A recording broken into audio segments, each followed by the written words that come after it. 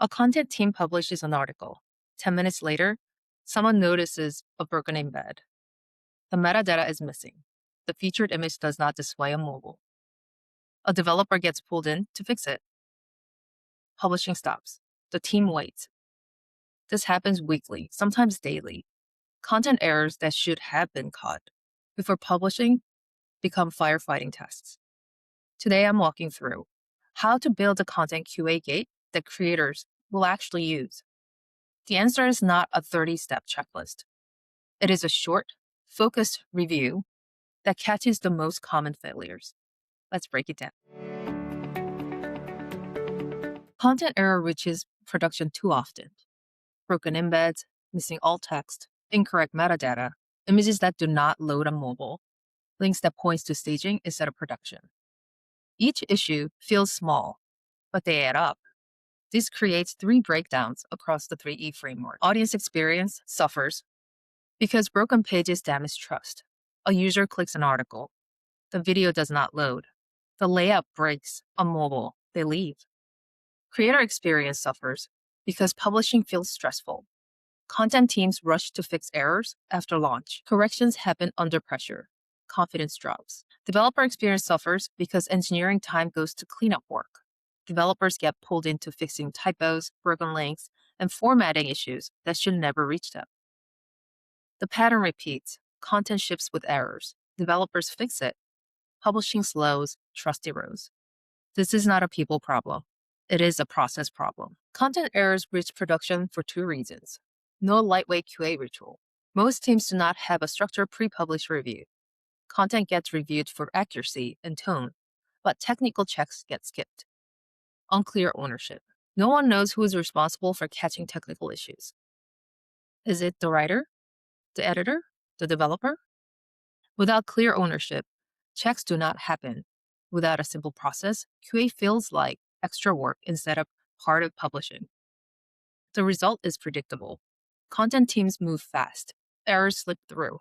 Developers clean up afterwards. The fix is defining top failure checks, assigning clear ownership, and adding a fast pre-published review step. Step 1. Define your top failure checks. Start by auditing the last 20 post-published fixes. What broke most often? What required developer intervention? Common issues include broken embeds, videos, social posts, third-party widgets, missing or incorrect metadata, title tags, description, open graph tags. Image issues, missing alt text, oversized file, broken on mobile, broken links, 404s, staging URL, incorrect anchors, layout breaks, content overflows, spacing issues, missing modules. Your top 5 to 10 issues become your QA checklist. Do not try to catch everything. Focus on the failures that happen most often and cause the most disruption. Step 2. Assign ownership. QA only happens when someone owns it. Decide who is responsible for running the pre-published check. It might be the content creator. It might be an editor. It might rotate weekly.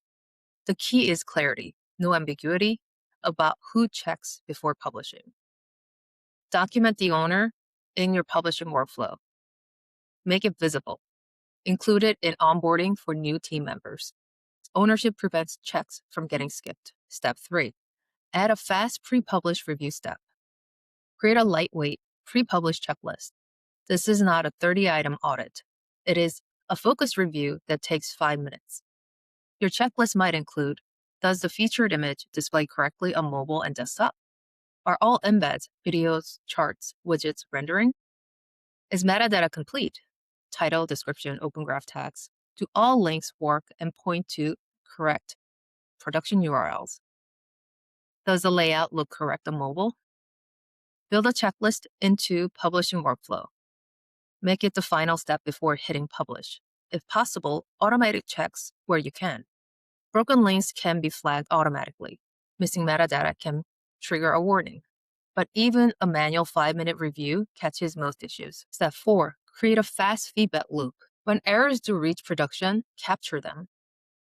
Add the issue to your QA checklist if it is not already there. Update the process. Share the reason with the team. This is not about blame.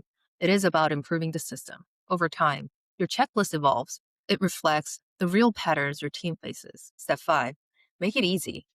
The checklist only works if it is easy to use. Do not bury it in Wiki. Put it in the CMS. Display it at the point of publishing.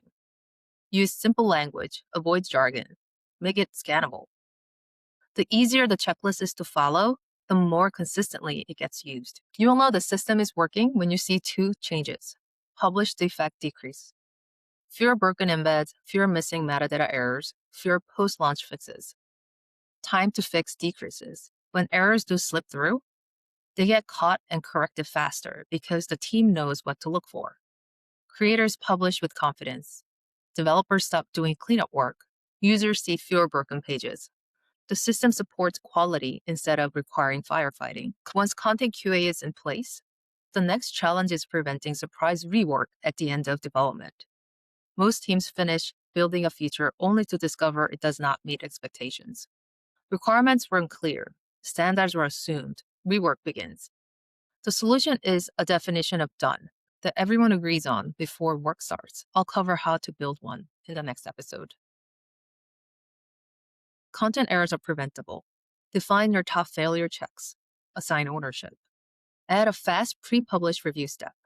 It aligns audience, creator, and developer experience by reducing defects and reclaiming time. If broken pages reach production too often, start here. Thanks for listening. If this content was helpful, like and subscribe. See you next time.